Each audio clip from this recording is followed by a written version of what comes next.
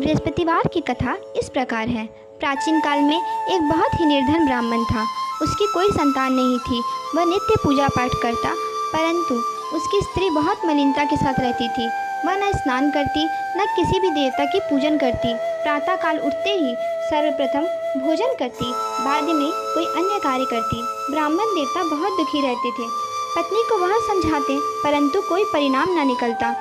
भगवान की कृपा से ब्राह्मण की स्त्री की कन्या उत्पन्न हुई। वह कन्या अपने पिता के घर में बड़ी होने लगी। वह बालिका प्रातः स्नान करके भगवान विष्णु का जाप करती थी। वह बचपन से ही बृहस्पतिवार का व्रत भी करने लगी। पूजा पाठ समाप्त कर स्कूल जाती तो अपनी मुट्ठी में जौ भर कर ले जाती और पाठशाला जाने के मार्ग में डालती जाती। वही जौ स्वर्ण की हो जाती तो लौटते समय उनको बिनकर घर ले आती। एक दिन वह बालिका सूप में उन सोने के जौ को फटक कर साफ कर रही थी। तभी उसकी माँ ने देख लिया और कहा, हे बेटी, सोने के जौ को फटकने के लिए सोने का सूप होना चाहिए।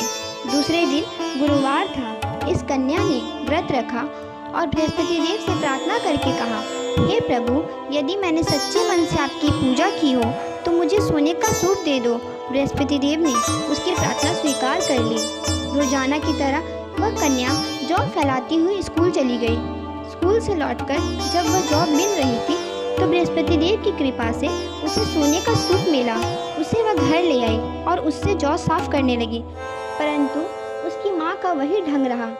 एक दिन की बात है, वह कन्या सोने के सूप में जौ साफ कर रही थी।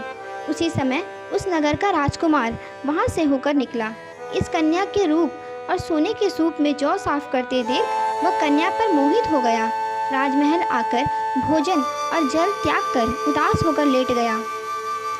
राजा को जब राजकुमार द्वारा अन्न जल त्यागने का समाचार ज्ञात हुआ तो अपनी मंत्रियों के साथ वह अपने पुत्र के पास गए और बोले, हे बेटा, तुम्हें किस बात का कष्ट है? किसी ने अपमान किया तुम्हारा अथवा कोई और कारण है? मुझे बताओ, मैं वही करूँगा जिससे तुम्हें प्रसन्नता हो। राजकुमार ने अपने पिता की बात सुनी तो वह बोला, मुझे आपकी कृपा से किसी बात का दुख नहीं है। किसी ने मेरा अपमान नहीं किया, परंतु मैं उस कन्या के साथ विवाह करना चाहता हूँ जो सोने के सूप में जौ साफ कर रही थी। यह सुन राजा आश्चर्य में पड़ गया और बोला, हे बेटा, इस तरह की कन्या का पता तुम ही लगाओ। मैं तुम्हारा विवाह उसके साथ अवश्य करवा दूंगा। राजकुमार ने राजा को उस लड़की के घर का पता बताया। मंत्री उस लड़की के घर गया और राजा का आदेश ब्राह्मण को सुनाया। कुछ ही दिन बाद ब्राह्मण की कन्या का विवाह राजकुमार के साथ संपन्न हो गया। कन्या के घर से जाते ही ब्राह्मण देवता के घर में पहले की भांति गरीबी का निवास हो गया। अब भोजन के लिए अन्न भी बहुत मुश्किल से मिलता था। एक दिन दुखी होकर ब्राह्मण अपनी पुत्री से मिलने गया। बेटी ने पिता की दुखी अवस्था को देखकर अपनी माँ का समाचार पूछा। ब्राह्मण ने सभी हाल कहा। कन्या ने बहुत सा धन देकर अपने पिता को विदा कर दिया। इस तरह ब्राह्मण का कुछ समय सुखपूर्वक व्यतीत हुआ, लेकिन कुछ दिन बाद फिर वही हाल हो गया। ब्राह्मण फिर अपनी कन्या के यहाँ गया और सभी हाल कहा तो पुत्री बोली, हे पिताजी, आप माताजी को यहाँ लिवा लाओ। मैं उन्हें वह विधि बता दूंगी जिससे सभी गरीबी दूर हो जाए एवं ब्राह्मण देव एवं सुख का निवास हो। ब्राह्मण देवता अपनी स्त्री को साथ लेकर पुत्री के पास राजमहल पहुँचे तो पुत्री अपनी माँ को समझाने लगी, हे माँ, तुम प्रातःकाल उठकर प्रथम स्नान आदि करके विष्णु भगवान का पूजन करो तो सब दरिद्रता दूर हो जाएगी। परंतु उसकी माँ ने उसकी एक बात नहीं मानी। वह प्रातःकाल उठकर अपनी पुत्री का बचा जूठन खा लेती थी। एक दिन उसकी पुत्री को बहुत गुस्सा आया। उसने एक रात एक कोठरी से सारा सामान निकाल दिया और अपनी माँ को उसमें बंद कर दिया। प्रातः उसमें से उसे निकाला और स्नान आदि करा के पूजा पाठ करवाया तो उसकी माँ की बुद्धि ठीक हो गई। इसके बाद से वह नियम से पूजा पाठ करती और प्रत्येक बृहस्पतिवार को व्रत रखने लगी।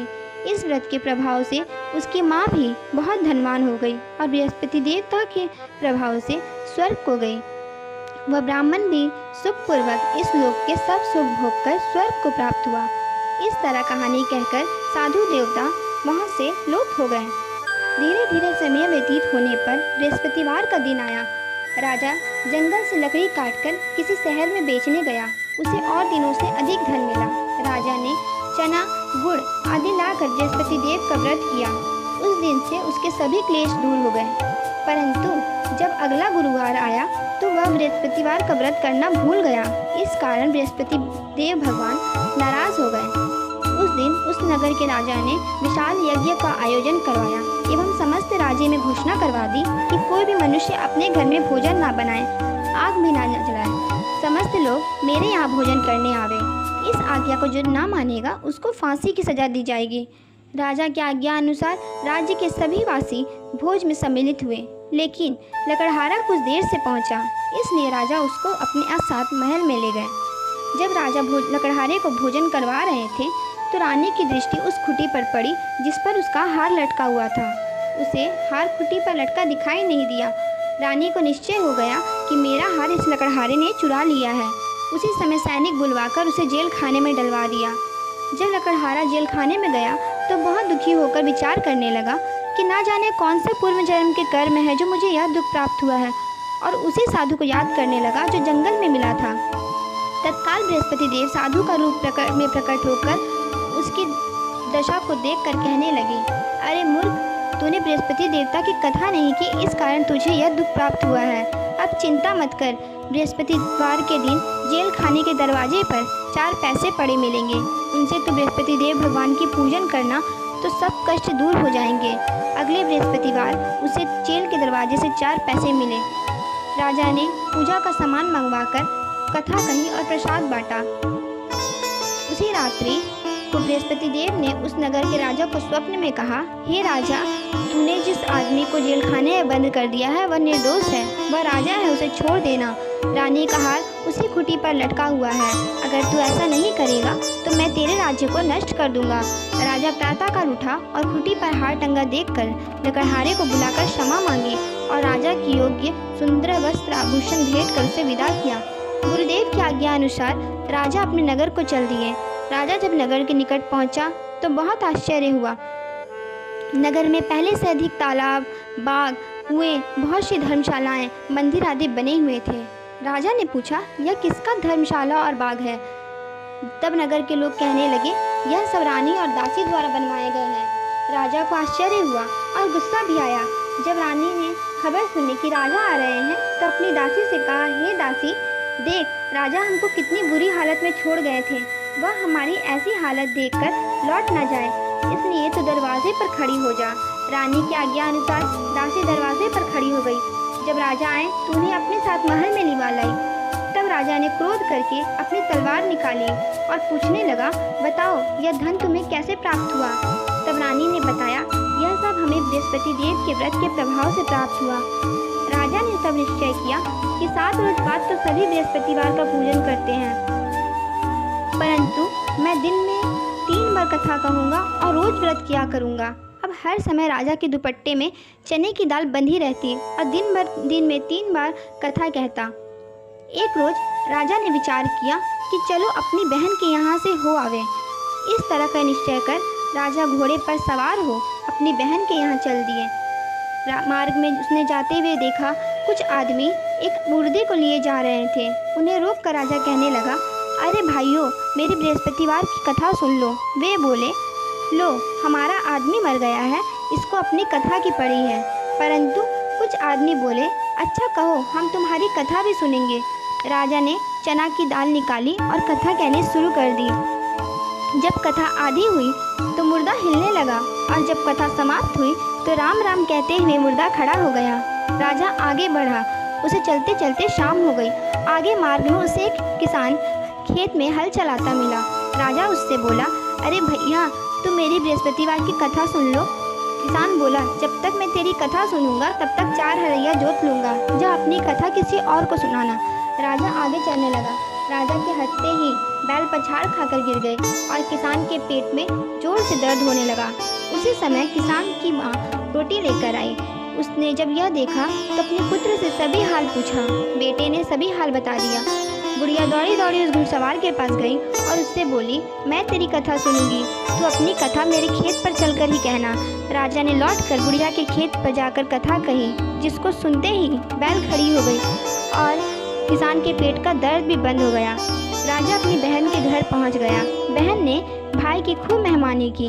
दूसरे रोज प्रातःकाल राजा जागा तो देखने लगा कि सब लोग भोजन कर रहे थे।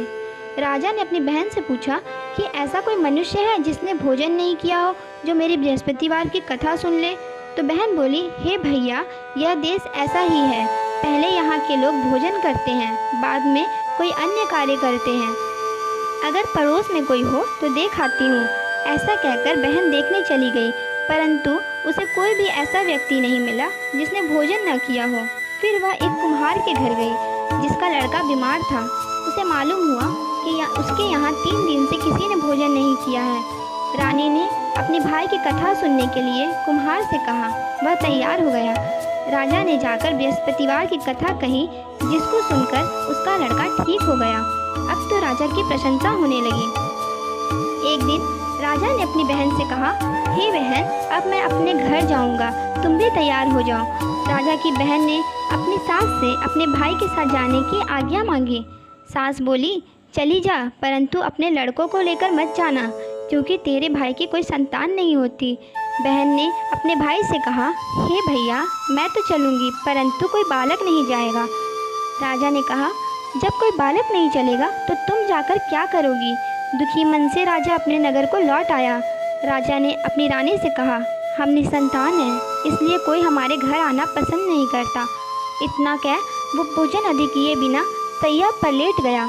रानी बोली, हे प्रभु, बृहस्पति देव ने हमें सब कुछ दिया है, वे हमें संतान भी अवश्य देंगे। उसी रात बृहस्पति देव ने राजा को स्वप्न में कहा, हे राजा, उठ, सभी सोच त्याग दे, तेरी रानी गर्भवती है। राजा को यह जानकर बड़ी खुशी हुई। 9वें महीने रानी के गर्भ से एक सुंदर पुत्र पैदा हुआ। जब राजा की बहन ने यह शुभ समाचार सुना तो बहुत खुश हुई और बधाई लेकर अपने भाई के यहाँ आई। तब रानी ने कहा, घोड़ा चढ़कर नहीं आई, गधा चढ़ी आई। राजा की बहन बोली, भाई, मैं इस प्रकार न कहती तो तुम्हें औलाद कैसे मिलती? बृहस्पति देव ऐसे ही हैं, जिसके मन में जो कामनाएं रहती है सभी को पूर्ण करते हैं। जो सद्भावना पूर्वक बृहस्पतिवार का व्रत करता है एवं कथा पढ़ता है अथवा सुनता है और दूसरों को सुनाता है, बृहस्पति देव उसकी सदैव रक्षा करते हैं, उसकी सभी मनोकामनाओं को पूर्ण करते हैं। जो संसार में सद्भावना और सच्चे हृदय से बृहस्पति देव का पूजन करते हैं, उनकी सभी मनोकामनाएं उसी प्रकार पूर्ण होती हैं जैसे रानी और राजा ने बृहस्पति देव की कथा में गुणगान किया है। उनकी सभी इच्छाएं बृहस्पति देव ने पूर्ण की। मनुष्य को हृदय से मनन करते हुए उनका जयकार करना चाहिए। ओम बृहस्पति देवाय नमः।